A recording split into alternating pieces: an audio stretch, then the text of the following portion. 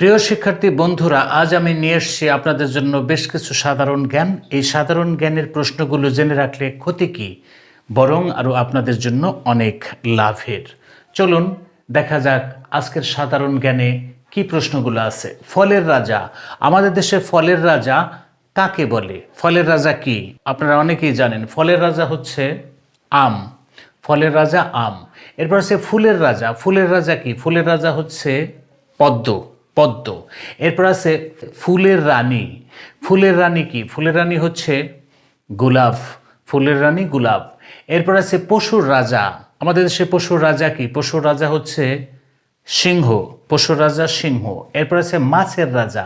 আমাদের দেশে মাছের রাজা কি? মাছের রাজা কাকে বলে, বা মাছের রাজা কোন মাছকে আমরা রাজা বলে থাকি?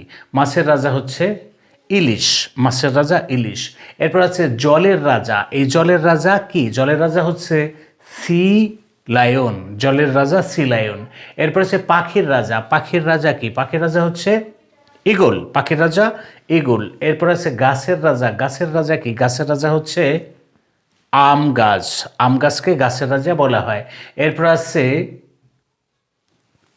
সাপের রাজা। সাপের রাজা কি? সাপের রাজা হচ্ছে কিং কোবরা। সাপের রাজা কিং কোবরা।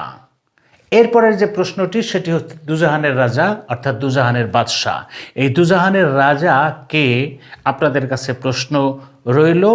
পরবর্তী ক্লাসে আপনারা যে সঠিক জবাব দিবেন তার নাম প্রকাশ করা হবে, অর্থাৎ যে যে সঠিক জবাব দিতে পারবেন তাদের নাম আমরা নেক্সট ক্লাসে প্রচার করব।